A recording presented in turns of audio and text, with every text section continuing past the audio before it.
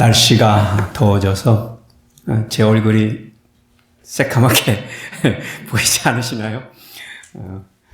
좋은 햇빛을 많이 쬐서 비타민 D가 넘쳐납니다. 덥고 춥고 그러니까 하여튼간 건강들 유의하시고요. 저희들이 계속해서 사도행전의 말씀을 배우고 있습니다. Radical Encounters 시리즈로 말씀을 보고 있죠. 오늘 저희들이 여름에 이렇게 여러분들이 다른 교회 소식들을 듣는지 잘 모르겠지만, 여름철이 되면은 교회들이 하는 게 있어요. 유행처럼. 요즘에 그 단기 선교들을 많이 간다고요. 그래서 선교를 가는 시대가 됐어요. 그래서 많은 성도님들이 이렇게 짧게 2주, 3주 그렇게 단기 선교로 가깝게는 멕시코 아니면 과타말라라든지 아니면은 저쪽에 아프리카 쪽으로 가시는 분들, 인도 쪽으로 가시는 분들, 그런 분들 계시죠. 제가 오늘 설교를 생각하면서 키워드를 정해봤습니다. 보내다라는 단어인데요. 영어로는 sent라고 했고요. 헬라말로는 아폴레오. 제가 왜 이 보내다라는 단어를 키워드로 설정을 했냐면, 이게 헬라말로 아폴레오라는 이 단어가 아주 흥미롭습니다. 그 뜻이 풀어놓다, 해고하다, 가게 하다, 내쫓다, 심지어는 이혼하다, 이런 말까지도 있는 아주 폭넓은 뜻을 가지고 있는데요. 여러 가지의 의미가 있지만 그 보편적인 의미에서는 쫓아보내는 그런 한 줄기의 의미가 그 속에 내포되어 있습니다. 제가 이 그림을 일부러 이렇게 택했죠. 저 앞에 가는 저게 뭐죠? 물소인가요? 물소가 뭐에게 쫓기고 있습니까, 지금? 저게 암사자인 것 같은데. 아니, 숫사자인가? 암사자죠? 암사자에 쫓겨서 어떻게 해요? 가고 있는 거죠? 보편적으로 우리는 간다, 우리가 선교를 간다라는 표현을 할 때 마치 우리가 가는 것처럼 생각을 하는데, 사실은 원어적인 뜻으로 생각해 봐도 가는 게 아니고 쫓겨가는 것 같은, 보냄을 받는 그런 표현이라는 거예요. 그래서 엄연하게 생각하면 우리는 매년 선교를 보낸다라고 표현을 해야 된다는 거예요. 그래서 이게 더 흥미로운 거는 이 선교라는 단어를, 미션이라는 단어를 헬라어 번역본을 어떻게 나오는지 구글 번역기계에다 놓고 한번 돌려보면은 어떻게 나오냐면 이렇게 나와요. 아포스톨리라고 나와요. 아포스톨리. 그러니까 아까 아폴리오라는 말하고 연관이 있는 것 같이 들리시죠? 그렇죠? 사실은 그 뿌리가 같다는 거예요. 그래서 사실은 미션은 무슨 얘기예요? 보내짐을 받다라는 거예요. 미션도. 보냄을 받는 거. 그래서 어떤 선교라는 것은 어떤 목적을 가지고 보내심을 받는 거라는 뜻이에요. 그래서 예수님께서도 그렇게 얘기하셨죠. 아버지께서 나를 어떻게 하셨다고요? 보내신 것 같이 나도 너희를 어떻게 한다고요? 보내노라라고 하신 예수님의 말씀이 그런 의미인 거죠. 그래서 우리가 미션을 생각하면 여러분이나 제가 어떻게 가고 싶어서 가는 거, 아니면은 우리가 가는 것이라기보다는 어떤 보내심을 받는 것이라는 거예요. 오늘 본문의 말씀에서 14장이지만 사실은 13장에서부터 전체의 이야기가 시작이 됩니다. 보통 우리는 오늘 다루는 이 내용을 바울의 제1차 선교 여행이라고 불러요. 바울의 제1차 선교 여행이라고 부르는데, 이 역사를 통해서 오늘 우리는 Radical New Mission이라는 타이틀로 한번 말씀을 통하여 은혜를 받기를 원합니다. 오늘 우리가 교독할 말씀은요, 사도행 14장 11절에서 23절까지의 말씀입니다. 나는 전에 전도나 선교를 해본 적이 있다. 누군가에게도 어떤 형식으로든지 누군가에게도 그런 마음으로 누군가를 대하고 만나고 시간을 같이 보낸 적이 있다 하시는 분들이 먼저 읽으시고, 그 나머지 분들이 그 다음을 읽으시겠습니다. 시작. 무리가 바울이 한 일을 보고 루가오니아 방언으로 소리질러 이르되 신들이 사람의 형상으로 우리 가운데 내려오셨다 하여 바나바는 제우스라 하고 바울은 그 중에 말하는 자이므로 헤르메스라 하더라. 시에 제우스 산당의 제사장이 소와 화환들을 가지고 대문 앞에 와서 무리와 함께 제사하고자 하니 두 사도 바나바와 바울이 듣고 옷을 찢고 무리 가운데 뛰어 들어가서 소리질러 이르되 여러분이여 어찌하여 이러한 일을 하느냐. 우리도 여러분과 같은 성정을 가진 사람이라. 여러분에게 복음을 전하는 것은 이런 헛된 일을 버리고 천지와 바다와 그 가운데 만물을 지으시고 살아계신 하나님께로 돌아오게 함이라. 하나님이 지나간 세대에는 모든 민족으로 자기들의 길들을 가게 방임하셨으나 그러나 자기를 증언하지 아니하신 것이 아니니 곧 여러분에게 하늘로부터 비를 내리시며 결실기를 주시는 선한 일을 하사 음식과 기쁨으로 여러분의 마음에 만족하게 하셨느니라 하고 이렇게 말하여 겨우 무리를 말려 자기들에게 제사를 못하게 하니라. 유대인들이 안디옥과 이고니온에서 와서 무리를 충동하니 그들이 돌로 바울을 쳐서 죽은 줄을 알고 시위로 끌어내치니라. 제자들이 둘러섰을 때에 바울이 일어나 그 성에 들어갔다가 이튿날 바나바와 함께 더베로 가서 복음을 그 성에서 전하여 많은 사람을 제자로 삼고 루스드라와 이고니온과 안디옥으로 돌아가서 제자들의 마음을 굳게 하여 이 믿음에 머물러 있으라 권하고 또 우리가 하나님의 나라에 들어가려면 많은 환난을 겪어야 할 것이라 하고 다 같이 읽으시겠습니다. 각 교회에서 장로들을 택하여 금식 기도하며 그들이 믿는 주께 그들을 위탁하고. 아멘. 자, 우리는 여러분들이 선교에 대해서 조금 공부를 해보셨다라면 바울의 선교의 역사가 1차, 2차, 3차, 4차까지도 이렇게 역사가 이어지는 것을 아실 것입니다. 그래서 오늘 다루는 부분은 제1차 바울의 선교 여행 이야기라고 알고 계실 거예요. 근데 사실 모든 선교는 누구의 역사죠?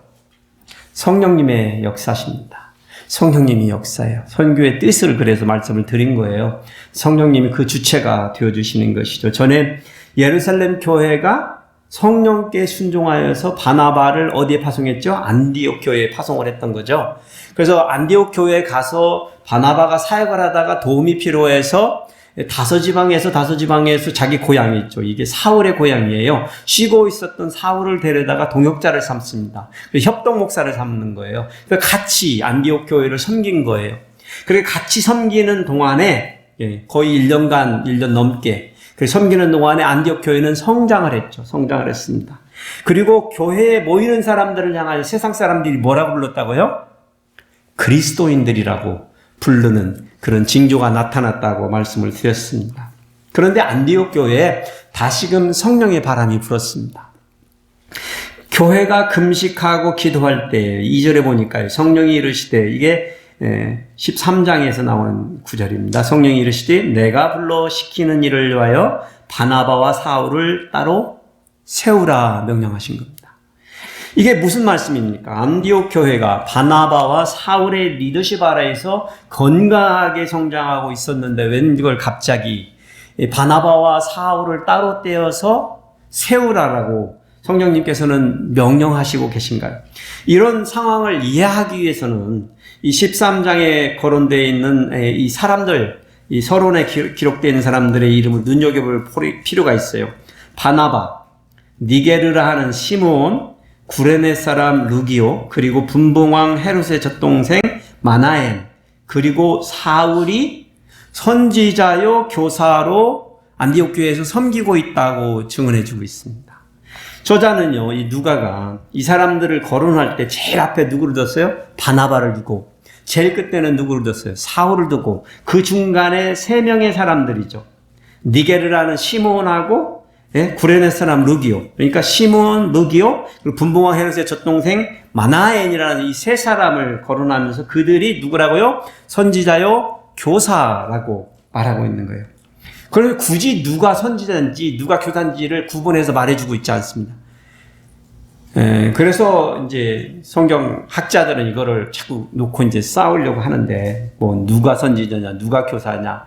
그런데 제가 보기에는 사실은 그들은 모두 다가 하나님의 말씀을 다루던 선지자로 그 말씀을 대언하고 가르치던 교사들이었습니다.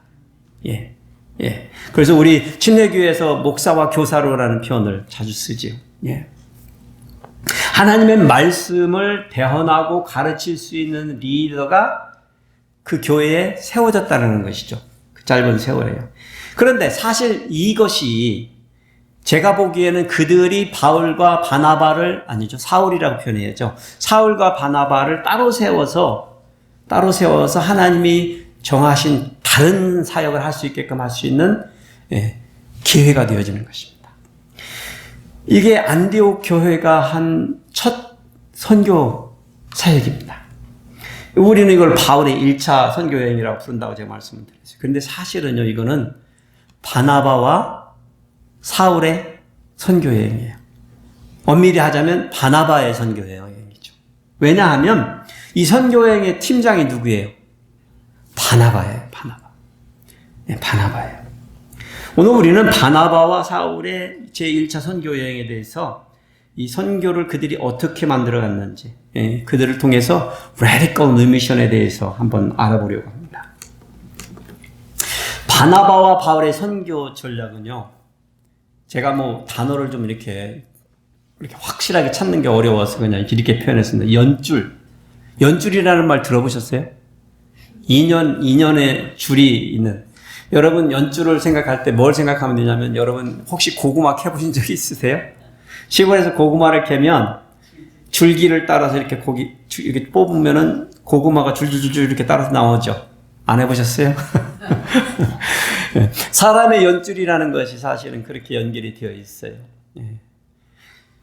사실 우리가 선교를 생각하면 우리가 바다 건너를 가고 우리가 알지 못하는 사람들을 가야 된다는 은연중에 그런 생각을 가지고 있어요. 그런데 잘 우리가 이 바나바와 사울의 선교를 들여다보면 그렇지가 않다는 걸 볼 수 있어요. 세상 사람들은 연줄을 통해서 뭘 하려고 그래요? 자기가 성공하고자 하는 욕망을 채우려고 하죠. 사람들이 아는 것들을 통해서 연줄을 대가지고 어떻게 좀 해보려고, 잘 돼보려고 하는 것이 있어요. 그런데 사실 우리에게 준 이 연줄이 누가 주신 거라고 여러분 생각하세요? 연줄을 하나님께서 주셨다는 거예요. 그럼 분명 그 연줄에도 목적이 있을 거 아니에요. 근데 그것이 내가 원하는 것만을, 성공이나 어떤 내가 갖고 싶은 것을 성취하고 쟁취하기 위해서 다른 사람들을 이용하고자 하는 것이라면 잘못된 것이겠지만, 하나님께서는 그 연줄에 다른 목적이 있으시다는 거예요. 오늘 보면은 바나바와 사울이요, 안디옥을 떠나서 안디옥 서쪽에 실루기아라는 게, 이게 26km 떨어진 거예요. 안디옥에서 실루기아, 저 보이시죠? 오른쪽에. 보이시면 거기 항구 도시에 가는 거예요. 한 26km 떨어진 곳이에요. 거기에서 출발을 하고 배를 타고 구브로 섬으로 향하는 것입니다. 지중해를 지금 건너는 거예요. 지중해를.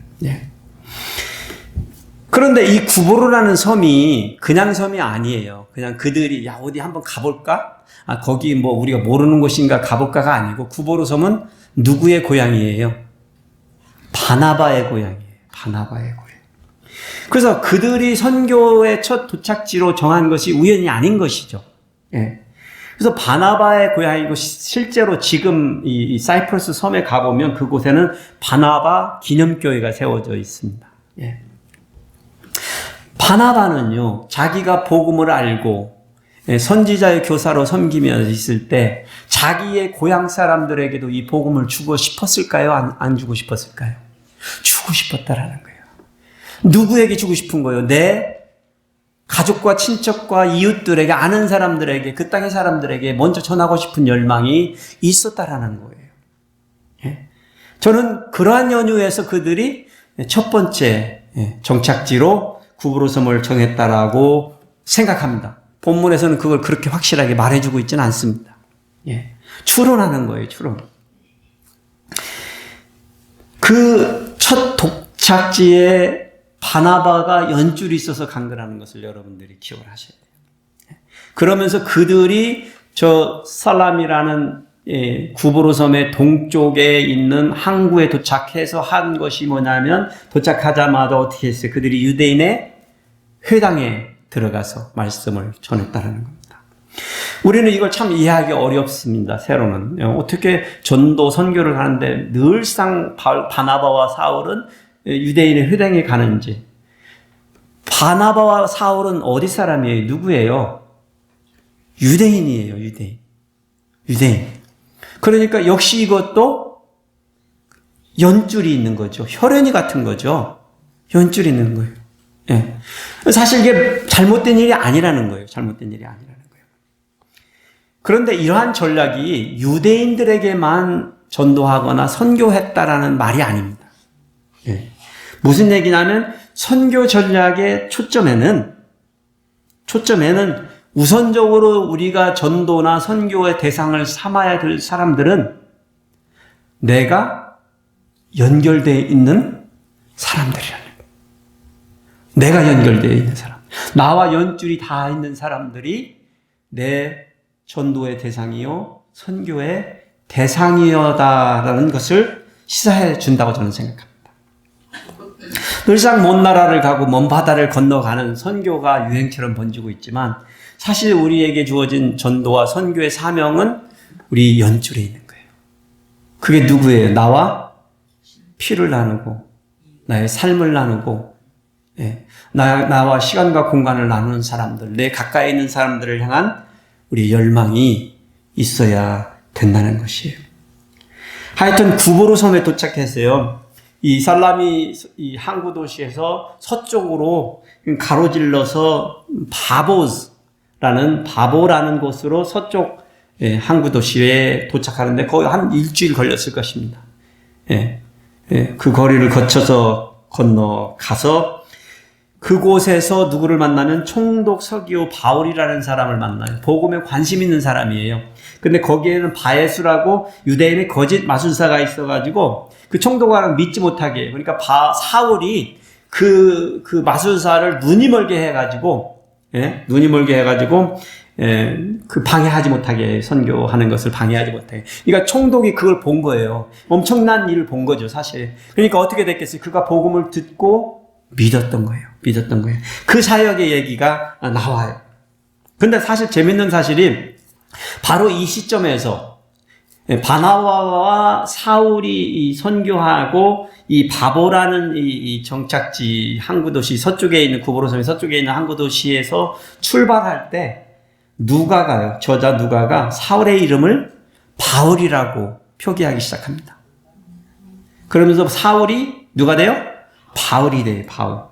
재밌죠? 총독 서기오 바울이라는 사람의 믿고 복음을 받아들이는 사건 이후에 설명하고 있잖아요. 왜 사울이 바울이라는 이름을 갖게 됐는지를 설명하고 있잖아요. 그래서 여러분이 연관점 한번 찾아보시기 바랍니다. 그 땅에서 누구를 믿게 했다고요? 총독 서기오 바울을. 거기에 유지죠. 지도자를 그렇게 하고 나서 사울이 바울이라는 이름으로 등장하기 시작하는 것을 눈여겨보실 필요가 있습니다. 하여튼간 바나바와 바울이 드디어 이 일 후에 바보에서 배를 타고요. 거의 250km 떨어진 저 위에 버가라는 곳으로 갑니다. 배를 타고. 그런데 버가에 도착해서 우리는 뭘 하냐면 바나바와 바울의 선교팀에는 또 다른 한 사람이 동행하고 있었다는 것을 알게 돼요.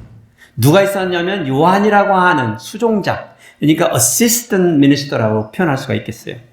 수종자였던 요한인데 그 사람이 누구냐면 마가 요한입니다. 마가 요한. 여러분이 잘 아시는 사복음서에서 그 중에 하나를 쓴 마가복음의 저자 마가예요.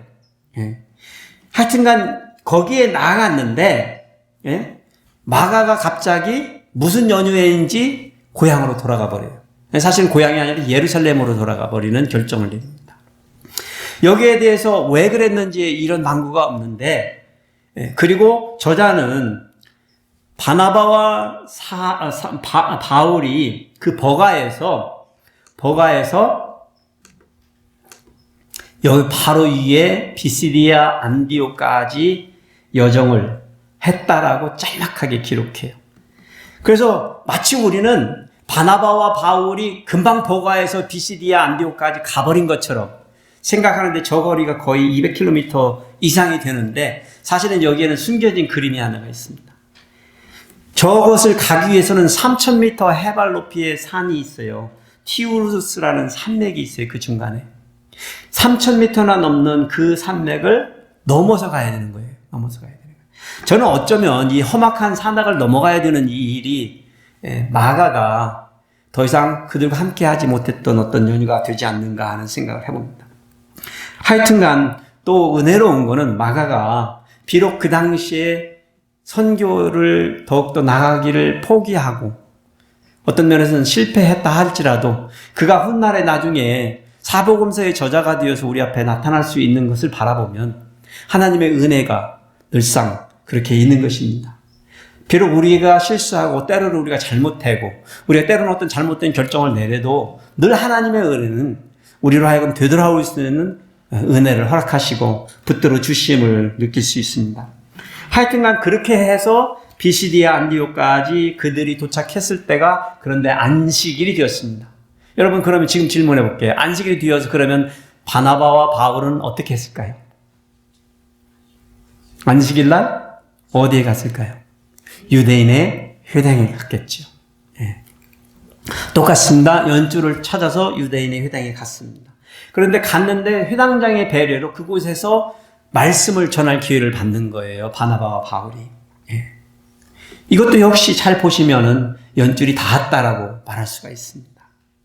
이것이 하나의 흐름이에요. 예. 이러한 사실들을 통해서 우리가 알 수 있는 것은 우리의 전도와 선교의 흐름 속에서는 사실 가장 중요한 것은 내가 누구를 알고 있냐는 거예요. 예. 내가 누구를 알고 있느냐. 그런데 잘 생각해 보면 내가 누구를 알고 있느냐는 내가 앞으로 나아가서 누군가를 만나기 시작할 때 그 연줄이 어떻게 될까요? 자꾸 더 길어지고 넓어지고 커지겠지요. 예. 사실 어떤 분들이 바다 건너 가가지고 선교를 가는 거, 먼데 가는 걸 가지고 이 지역교회에서나 잘해 선교 가봤자 뭐해 이렇게 말할 수도 있어요. 그렇게 말하시는 분들도 계시는데 사실은 제가 이 본문을 가지고 연줄에 대한 얘기를 하지만 우리가 사실 땅끝을 품으면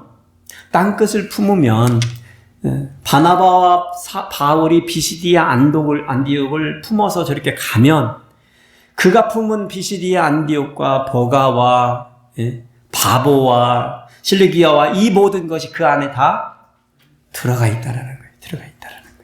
그 때로는 먼 여행을 떠나서 다른 사람들을 만나는 것이 도움이 된다는 거예요. 필요하다는 거예요. 그런 면에서 저는 단기 선교를 적극 추천해 드리고 그런 경험들을 통해서 하나님과 동역하는 그 역사를 경험할 필요성이 있다고 봅니다. 어쨌거나 그래도 중요한 거는 우리에게 주어진 연줄, 혈연, 가족관계, 지연, 그렇죠? 이웃관계, 학연, 친구관계 모든 것들이 아니면 거래처의 관계도 모든 것들이 다 하나님께서 선교를 위해서 전도를 위해서 쓰시기를 원하시는 가장 우선된 선교 전략이라는 거예요. 그러니까 여러분 잘 생각해 보시면 어디를 안 가고도 전도할 수 있고 선교할 수 있다는 결론이 나오는 것이죠. 그것을 여러분들이 이 그림에서 보셨으면 합니다. 두 번째로는 바나바와 바울의 선교 전략은 선포적이었다. 바울이 회당장의 배려로 일어나서 이제 말씀을 전하기 시작합니다. 그가 하나님의 예언의 말씀을 선포하기 시작해요.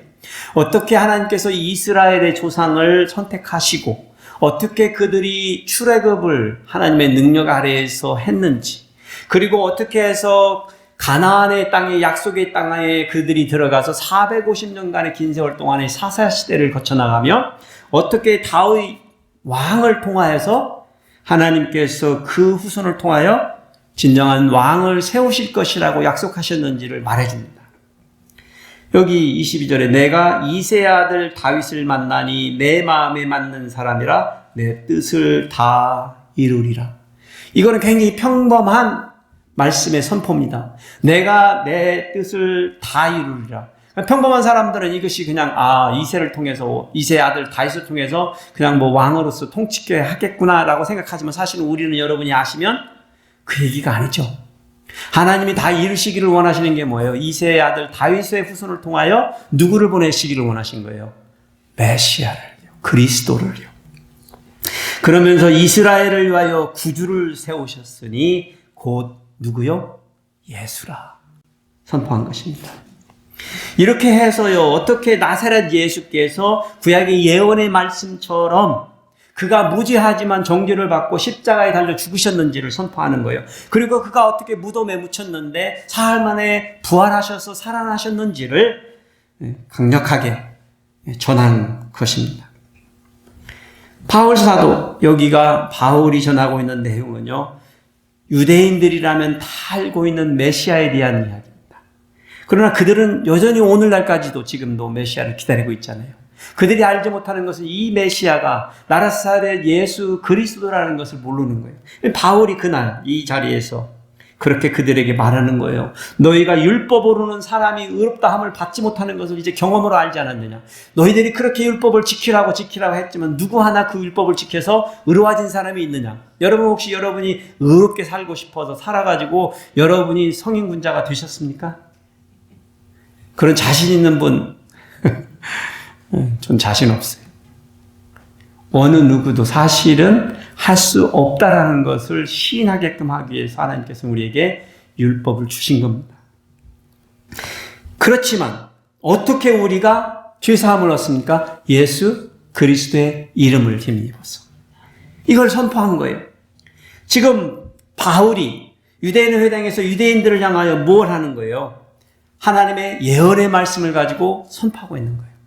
그리고 나사렛 예수 그리스도의 이름을 선포하고 있는 거예요. 선교의 유형이 참으로 다양합니다. 학교 사역이 있고 병원 사역이 있고 구자 사역이 있고 뭐 도로를 깔아주는 사역이 있고 샘을 우물을 파주는 사역이 있고 고아를 도와주는 사역이 있고 여러 가지가 있어요. 다양한 사역들이 다 선교라고 얘기할 수 있어요.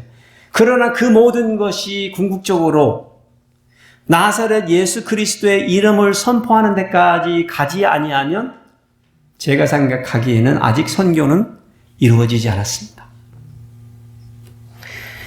바나바와 바울은 그들이 가는 곳마다 빠지지 않고 한 것이 뭐예요? 바로 예수 그리스도의 이름을 선포한 겁니다. 하나님의 예언의 말씀을 선포한 거예요. 우리가 전도할 때, 우리가 선교할 때 기억하실 게 있어요. 나는 말 주변이 없어. 누가 우리 보고 말하라고 그랬어요? 성령님께서 네 입에 실어주신다고 그랬잖아요. 그럼 그 얘기는 무슨 얘기예요? 네 말하지 말고 내 말하라고 하나님이 말씀하시는 거예요. 하나님의 말씀을 가지고 놀라운 말씀의 능력을 여러분들이 체험하실 수 있도록. 할 말이 없으면 내가 세상 말로 자꾸 어떻게 설명하려고 하면 안 해되지만 하나님의 말씀, 바울이 이들에게 유대인들에게 말하는 것처럼 여러분들이 그렇게 율법으로 의롭다 하려고 그랬지만 안 했던 것처럼 그러나 우리가 죄사함을 예수 그리스도의 이름으로 받는다라고 선포할 때 그게 말씀이잖아요. 그들이 받아들이고 믿기로 한 것이에요. 그런데 사실 이런 말씀이 선포되어질 때 반응은 항상 늘 두 가지로 나타나죠. 받아들이는 사람이 있고 받아들이지 않는 사람들이 있습니다. 그러니까 받아들이는 사람을 본 유대인들, 받아들이지 않는 사람들이 시기질투해가지고 반박하고 비방을 하는 거예요, 선교팀들은. 그래서 바울과 바나바가 그들에게 이렇게 말해요. 말씀을 마땅히 먼저 너희에게 전할 것이로되 너희가 그것을 버리고 영생 얻기를 합당하지 않은 자로 자처하기로 우리가 이방인에게로 향하리라. 유대인의 회당에서 유대인의 사람들에게 복음을 전했는데, 전도했는데, 선교했는데 어떻게 됐다고요? 그들이 반은 그냥 평상적으로 반은 받아들이지 아니하니까 바나바와 바울이 복음을 누구에게 전하기로 결정했다고요? 이방인들에게. 그렇게 해서 이방인들에게 복음을 전하니까 어떤 일이 벌어졌을까요? 그들이 말씀을 듣고 예수 그리스도를 영접했다라는 거예요. 그렇게 하여 주의 말씀이 그 지방 이방인들에게도 두루 펼쳐졌다라고 증언해 주고 있습니다. 그러니까 그런 것을 본 유대인들의 경건한 귀부인들과 신의 유력자들이 얼마나 심기가 불편하겠어요. 자기들 유대인들이 믿는 것도 심기가 불편한데 이방인들한테까지 복음이 들어가서 그들이 받아들인 심기가 불편하니까 바울과 바나바를 박해하기 시작하는 거예요. 그 지역에 쫓아내버린 거예요. 역시 그들이 가지고 있는 실권은 유대인들이 그 지역에서 실권을 가지고 있었던 것 같아요. 선교팀은 어쩔 수 없어서 그곳을 떠나서요. 이고니온이라는 곳으로 떠나가게 되는 것입니다. 참 신기하죠? 선교팀이 어떻게 다른 곳으로 갔다고요? 쫓겨서. 그게 바로 보내다 미션의 뜻이다라고 서론에 말씀을 드렸잖아요. 쫓겨서 이고니온으로 갔습니다. 이렇게 가면서 말씀을 전하니까 복음을 받아들인 사람이 여전히 많고 예수님의 제자가 된 사람은 도리어 기쁨과 성령이 충만한 일들이 벌어지는 거예요. 보시다시피 바울과 바나바의 선교팀의 선교 전략에는 뭐가 있어요? 하나님의 예언의 말씀을 증거하고 선포하는 일이 꼭 있었다는 거예요. 그래서 우리는요, 그래서 말씀을 어떻게 해야 된다고요? 소중히 여겨야 되는 거예요. 말씀을 배워야 된다 얘기하는 거, 말씀을 들어야 된다고 얘기하는 것이 왜 그리 중요한지를 우리는 이러한 선교의 능력 가운데 말씀의 능력이 나타나기 때문입니다. 저와 여러분이 능력 있는 사람이 될 수 있는 것은 내 속에 있는 하나님의 예언의 말씀들이 전도와 선교를 통하여 능력 있게 나타날 때 가능해집니다. 그래서 우리는 우리 인간들의 현실적인 것, 필요한 것을 우리가 갈구하고 그러한 것들을 통하여 우리가 어떤 이적과 기적들과 표적을 드러내지만 많은 세상 사람들은 그런 것을 보기를 원하지만 제가 결론을 내리기에는 그 모든 것은 전부 다가 일시적이라는 거예요. 소경이 눈을 떠도 안진뱅이가 다리를 고쳐도 결국에는 그도 믿음이 없으면 어떻게 된다고요? 영원히 죽는다고요. 영원히 죽는다고요. 그저 일시적으로 이 세상을 살아갈 때 조금 더 편할 뿐이죠. 편할 뿐이죠. 그래서 예수 그리스도의 이름을 예언의 말씀을 통해서 선포하는 일이 중요하다는 거예요. 이것이 가장 중요한 일인 거예요. 예수 그리스도의 이름을 통하여 영원히 사는 구원을 나누는 능력. 이게 복음의 능력. 이러한 능력들을 여러분들이 날마다의 삶 가운데서 여러분의 연줄 가운데에서 누리시고 나누시는 여러분이 되시기를 축복해드립니다. 세 번째로는 바나바와 바울의 선교 전략은 모험적이었다. 제가 달리 번역할 말을 못 찾아서 그냥 risk taking이라는 영어 단어 프레이즈를 이렇게 표현한 거예요. risk taking. 사실 어떤 전도와 선교를 하기 위해 필요한 거는 용기예요. 용기. 이게 감히 어느 누구나 그냥 할 수 있는 게 아니잖아요, 사실은. 쉽지 않잖아요. 누군가에게 입을 떼어서 그냥 예수님에 대한 이름을 얘기를 하기에도 나 같은 사람이 어떻게, 내가 이런 얘기하면 어떻게 받아들일까? 욕하지는 않을까? 흉보지는 않을까? 내가 누구 건데? 이런 생각을 갖게 되기도 하거든요. 바나바와 바울이요, 이고니온에 도착해서요, 그들이 다시금 그곳에 있던 회당을 찾아가서 인맥을 통해서 전도를 하기 시작합니다. 말씀을 선포하니 복음을 전하니까 유대와 헬라의 허다한 무리가 믿었다라고 기록되어 있어요. 그리고 그들이 믿지 아니하는 자들이 또 있다고 그랬어요. 이게 여전히 어디를 가나 두 파로 나뉘는 거예요. 그래서 여기는 어떻게 됐냐면 유대인의 커뮤니티가 두 동강에 나버린 거예요. 반조각이 나버린 거예요. 믿는 사람들은 안 믿는 사람으로 파가 나뉘어가지고 자기들끼리 싸우게 돼버린 거예요. 그러니까 이 반대하는 사람들, 바나바와 이 바울을 반대하는 사람들이 이 사도들을 갖다 모욕하여가지고 돌로 치려고 달려드는 겁니다. 돌로 쳐서 죽이려고 달려드는 거예요. 결국 그렇게 해서 그 자리를 피해서 간 곳이 어디예요? 또다시 도망쳐서 어디로 갔어요? 루스드라라는 곳으로 도망갔다고요. 어디로 갔다고요? 간 게 아니고 도망갔다고요. 쫓겨갔다고요. 예. 그곳에서 그런데 하나님께서 기적을 허락하세요. 거기에는 걷지 못하는 불구자가 있는데 그에게는 구원받을 만한 믿음이 있으니까 바울이 네 발로 바로 일어서라 명하니 그가 어떻게 됐어요? 일어나서 뛰었다는 거예요. 그러니 뭐 온 동네가 난리가 난 거죠. 뭐 사람들은요, 바울이 기적을 베푼 걸 보니까 얼마나 놀랬겠어요. 그러니까 그들이 그런 거예요. 이 루가니온이 루스드라의 방언으로 그 소리 질러서 말하는 거예요. 신들이 사람의 형상으로 우리 가운데 내려오셨다. 야, 신이 내려오셨다. 바나바는요, 제우스. 그러니까 이 헬라의 올림푸스 신, 그리스의 올림푸스 신 중에 최고의 신이 누구냐면 그 시대의 제우스 신을 그들이 믿고 있었어요. 바나바는 팀장이니까 제우스라고 얘기를 하고요. 그리고 바울은 제우스의 말을 대언하는 사람, 신으로 여겨지던 헤르메스라는 신의 이름을 불러서 야, 바울은 헤르메스다. 그게 말을 하는 사람이니까 이렇게 하고 말을 한 거예요. 그러니까 신당에, 그 지역에 있었던 신당에 있는 사람들, 그 제사장들까지 소하고 화한 꽃들을 가지고 와가지고 누구를 제사를 지내려고 와요.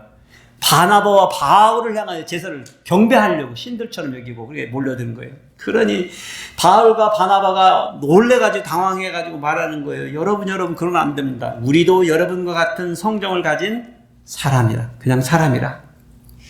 여러분들에게 복음을 전하는 것은 이런 헛된 일을 버리고 천지와 바다와 그 가운데 만물을 지으시고 살아계신 하나님께로 돌아오게 합니다. 라고 말하는 거예요.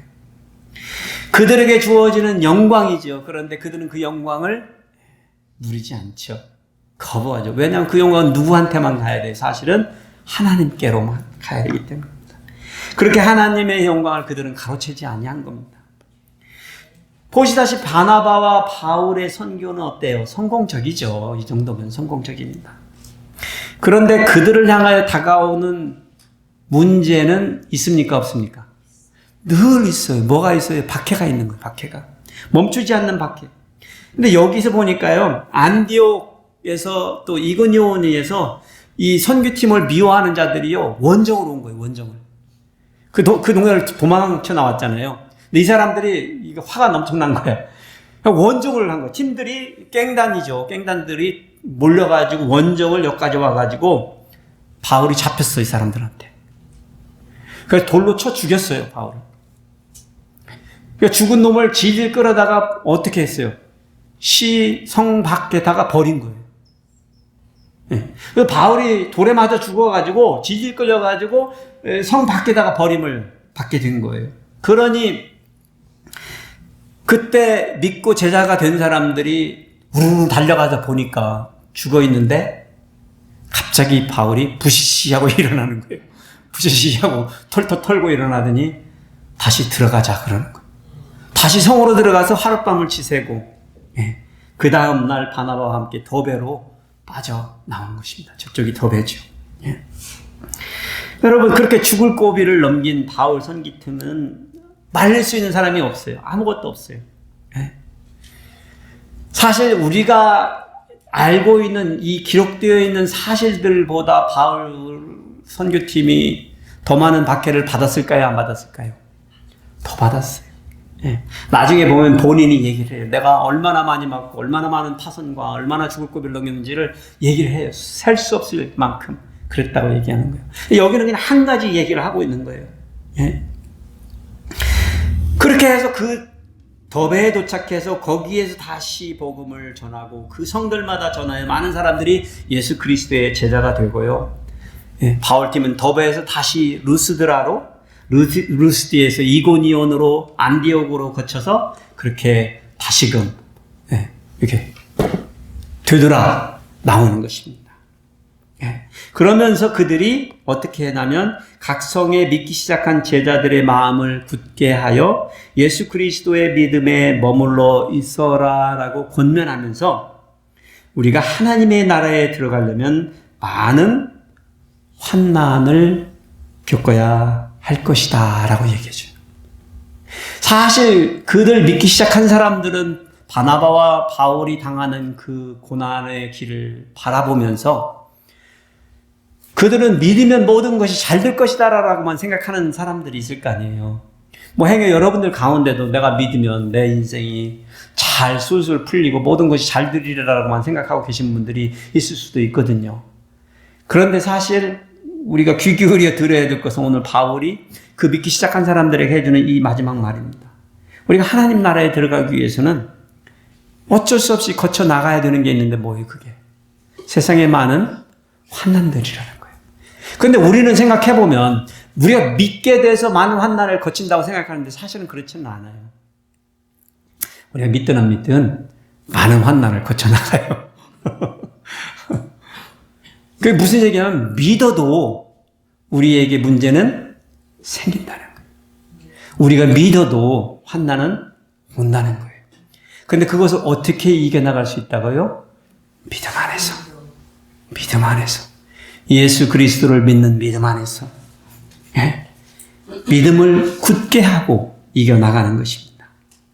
그런데 여기 보시다시피 이 바울 선교의 전략 중에 하나가 모험적이다라고 제가 얘기했어요. 세 번째로. 예? 리스크 테이킹이라고 했어요. 이렇게 핍박이 있고 죽을 고비가 있는데도 어떻게 하고 있어요? 끊임없이 바나바와 바울은 어떻게 하고 있어요? 복음을 들고 옮겨가고 있죠. 쫓겨가고 있죠. 예, 살아남아서 가고 있는 것이죠. 얼마나 모험적이에요. 예. 핍박이 박해가 환난이 끊이지 않아도 가고 있는데요. 그런데 여기에서 저는 또 한 가지의 모험을 한번 보게 됩니다. 되돌아 나오면서 바나바와 바울이요. 세워져 있는 성도들, 교회들을 향하여서 한 일이 있는데 이게 23절에 이렇게 나와 있습니다. 그들이 각 교회에서 장로들을 택하여 세웠다는 거예요. 지금 우리가 알기는 이 바울과 바나바의 선교 사역이 길어봤자 2년 좀 넘게 가는 사역입니다. 이 1차 전도 여행의 기간을 통틀어 보면 2년이 좀 넘는 기간일 거예요. 그래서 복음을 듣고 교회가 어떤 지역에 성도들이 생기고 교회가 세워졌는데 지금 되돌아 나오는 바울과 바나바가 그 교회에 가서 누구를 세웠다고요? 장로를 세웠다라는 거예요. 여러분 생각에 제대로 된 장로가 있을까요? 없을까요? 어떻게 생각하세요? 양육을 받았어야지, 훈련을 받았어야지, 아니면 검증을 받았어야지 그런 생각 안 드세요? 저는 드는데 어떻게 장로를 세워요? 그들을 어떻게 믿고? 못 세우잖아요. 여러분 생각에 저도 그렇지 합리적으로 생각하면 인간의 계산으로 보면 한 교회를 주님의 몸된 교회를 다스릴 만한 지탱할 만한 지도자가 그 짧은 기간에 그 믿음 받고 오늘날처럼 성경 공부가 그렇게 비일비재한 것도 아니고 어떻게 가능할까요? 어떻게 가능할까요? 제가 생각하기에는 그들은 준비되어 있지 않았습니다. 그런데 그들에게 있는 것은 분명히 한 가지가 있었습니다. 그게 뭘까요? 예수 그리스도를 믿는 확실한 믿음이에요. 그래서 그들에게 금식 기도하며 그들을 믿는 주께 그들을 위탁하고 라고 말이 나오는 거예요. 우리는 사람은 할 수 없음을 압니다. 우리는 사람은 자격이 있지 않다는 것을 압니다. 우리는 사람은 우리를 실망케 할 것도 알고 있습니다.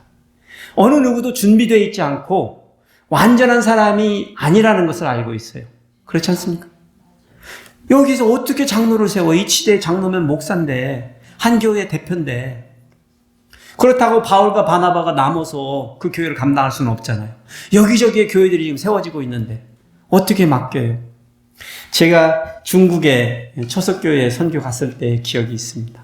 거기에 가니까 75세 된 처소장이 할머니가 있으셨어요. 처소장 할머니. 그분이 그 처석교회의 리더였어요. 할머니가.